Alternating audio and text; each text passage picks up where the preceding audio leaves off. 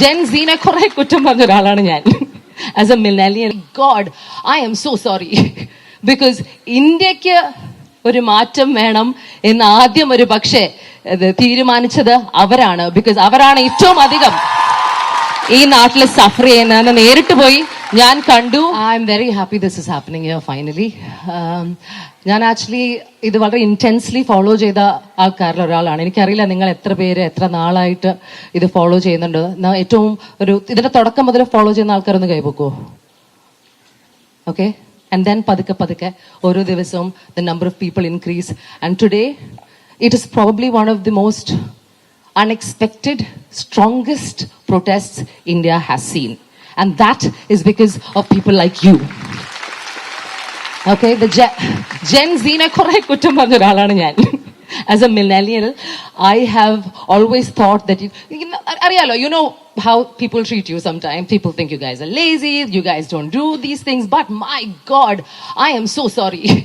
Because ഇന്ത്യക്ക് ഒരു മാറ്റം വേണം എന്ന് ആദ്യം ഒരു പക്ഷേ തീരുമാനിച്ചത് അവരാണ്. ബിക്കോസ് അവരാണ് ഏറ്റവും അധികം ഈ നാട്ടിൽ സഫർ ചെയ്യുന്നതെന്ന് നേരിട്ട് പോയി ഞാൻ കണ്ടു. ആൻഡ് ലിസൺ, നമ്മൾ ഈ വീഡിയോസിൽ കാണുന്ന ഒന്നുമല്ല അവരവിടെ.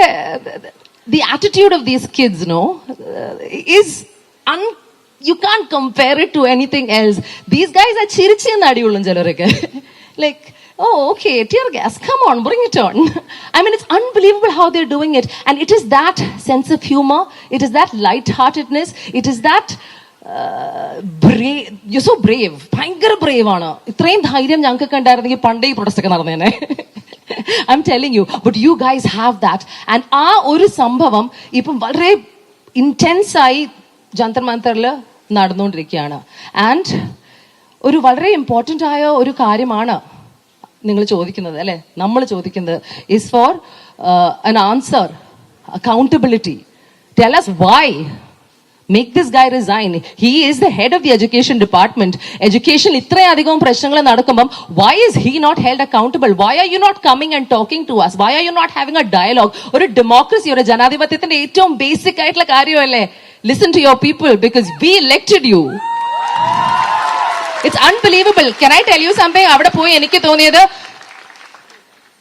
I have a doubt that we are a democracy. I seriously doubt this now. കേരളത്തിൽ നമ്മൾ വളരെ പ്രിവിലേജിൽ ജീവിക്കുകയാണ് guys. We are so lucky. We are so privileged. ഇവിടെ എന്ത് അടികൂടിയാലും when it comes to മനുഷ്യത്വം we are all good. It is not like that. It is so polarized there. It is unbelievable. അവിടെ ഡൽഹി എയർപോർട്ടിൽ ഒരു ടാക്സി കയറിയാൽ തുടങ്ങും polarization. അപ്പം തുടങ്ങും. It's unbelievable. And I was not somebody who reacted on everything. Of course, I have my interests. I like dogs. ഇപ്പൊ അത് മാറ്റി പാറ്റയായി.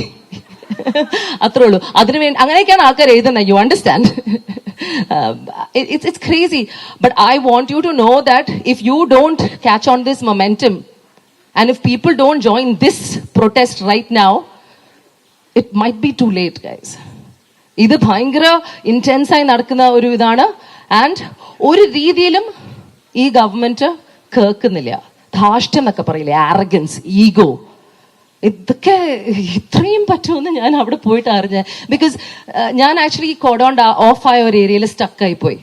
നിങ്ങൾ ട്രക്ക് കണ്ടു. ആ ട്രക്കിന്റെ കീസ് എടുത്തുകൊണ്ട് പോയി, ടയേഴ്സ് മാറ്റി, ഗീതാഞ്ജലി മാമിനെ വലിച്ചുകൊണ്ട് പോയി, അഭിജിത്തിനെ കൊണ്ടുപോയി. അതൊക്കെ രാവിലെ നടന്ന സംഭവമാണ്. ഞാൻ ഉച്ചയ്ക്കാണ് അങ്ങോട്ട് കയറി പോകുന്നത്. പിന്നെ അവരെന്താ ചെയ്തതെന്ന് പറഞ്ഞാൽ 3 ലെയർ ഓഫ് ബാരിക്കേഡ്സ് കഴിഞ്ഞിട്ട് ബാക്കിൽ അവർ ബാരിക്കേഡ് ചെയ്തു. So they kind off cut us off. എന്നിട്ട് ഫ്രണ്ടിലും ബാക്കിലും ആരൊക്കെ ഉണ്ടായിരുന്നോ പുറത്തിറങ്ങുന്നവരെ ടിയർ ഗ്യാസും ലാത്തി ചാർജും ചെയ്യുന്നു, ബാക്കിലുള്ള ആൾക്കാരെയും tear gas and lathi charge ചെയ്യുന്നു. So what they were trying to do is divide and disrupt. ഇതിനിടയിൽ അഭിജിത്ത് വേറെ സ്ഥലത്ത്, അശുതോഷ് ആൻഡ് സൗരവ് വേറെ സ്ഥലത്ത്. they were detained. They lied to these guys saying come for a conversation. വരുമെന്ന് പറഞ്ഞ് നുണ പറഞ്ഞ് JP നദ്ദയുടെ വീട്ടിൽ കൊണ്ടുപോയി ഡീറ്റെയിൻ ചെയ്ത് ഫോണ് മാറ്റി വെച്ചു. അപ്പൊ they divided the people who were in charge. Look at the extent these guys are going to disrupt a peaceful protest. വളരെ പീസ്ഫുൾ ആയ ഒരു പ്രൊട്ടസ്റ്റ് ആയിരുന്നു ഇത്. നിങ്ങൾ മീഡിയയിൽ വളരെ ഡിഫറെന്റ് നാരറ്റീവ്സ് കാണുന്നുണ്ടാവും. ബിക്കോസ് നാഷണൽ മീഡിയ ഒന്നും ഇത് റിപ്പോർട്ട് ചെയ്തിട്ടില്ല. ഓക്കെ, ഇത് റിപ്പോർട്ട് ചെയ്തിരിക്കുന്നത് നിങ്ങളെ പോലത്തെ ആൾക്കാരാണ് അവിടെ. You know, people who are walking with a phone. Just because they are documenting, you are getting your actual news that is happening in the country through Instagram. It's sad.